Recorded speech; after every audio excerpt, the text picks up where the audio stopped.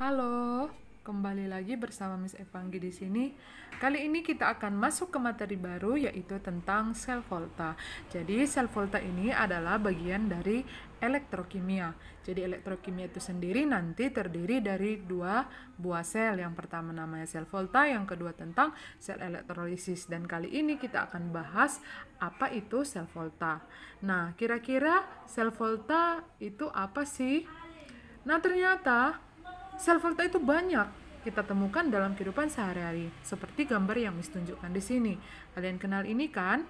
Ini adalah baterai handphone. Ini adalah baterai jam dinding. Ini adalah baterai jam tangan. Dan ini adalah baterai untuk komponen elektronika. Dan bisa kalian amati, masing-masing baterai ini memiliki voltase yang berbeda. Ada yang 3,7 volt, ada 1,5 volt.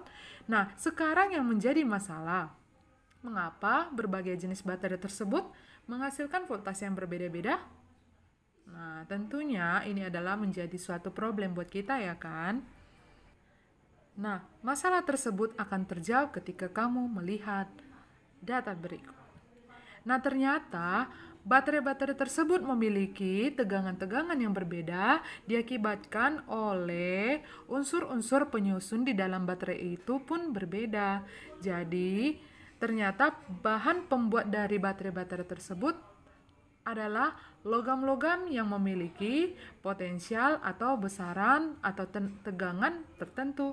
Nah, ini contohnya sudah Miss tampilkan beberapa tabel dari unsur atau logam yang memiliki voltase yang berbeda-beda. Contohnya litium.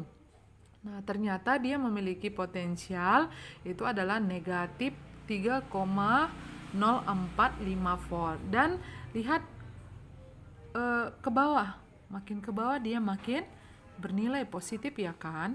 Nah, jadi ini logam-logam atau unsur-unsur ini disusun atau diukur voltasenya dan dibuatlah dalam bentuk deret volta ini. Nah, jadi deret volta ini akan menggambarkan seberapa besarkah besarnya potensial dari unsur-unsur tersebut. Oke, di sini Miss mempunyai sebuah soal. Mari kita kerjakan. Oke, mari kita sama-sama menjawab pertanyaan dari A sampai F. Dari soal bisa kita lihat kan bahwa ada diketahui data potensial sel logam Zn dan juga Cu dengan nilai NO selnya masing-masing. Nah, kita tuliskan kembali.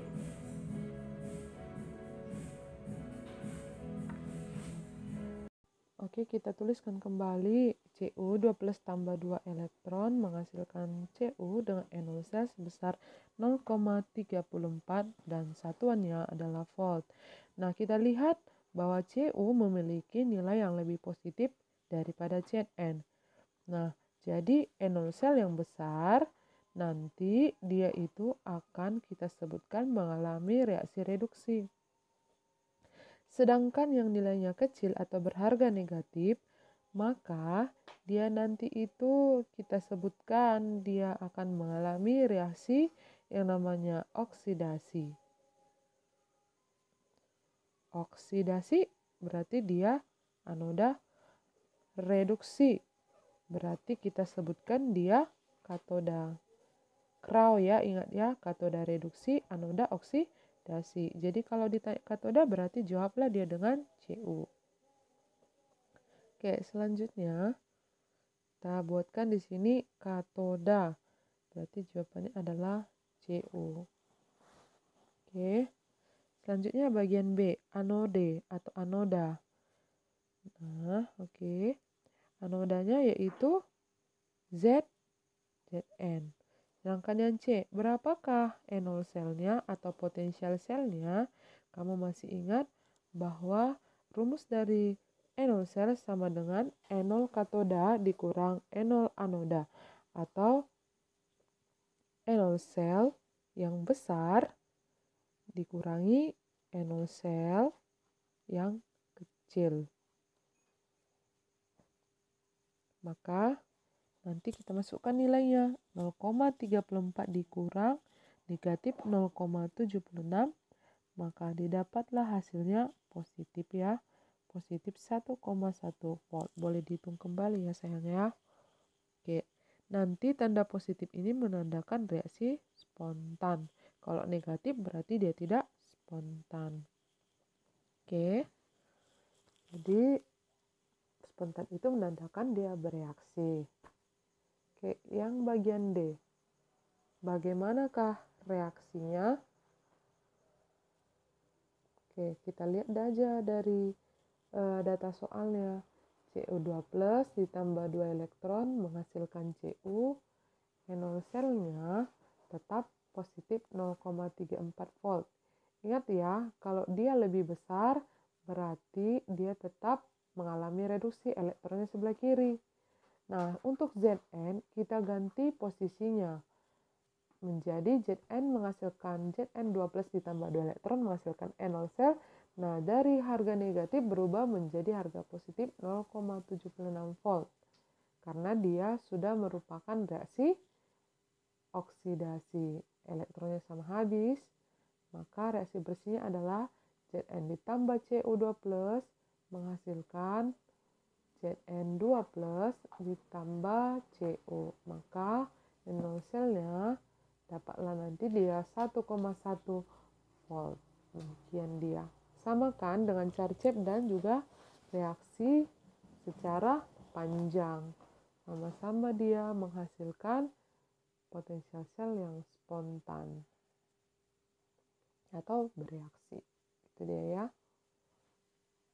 Oke, selanjutnya yang bagian E.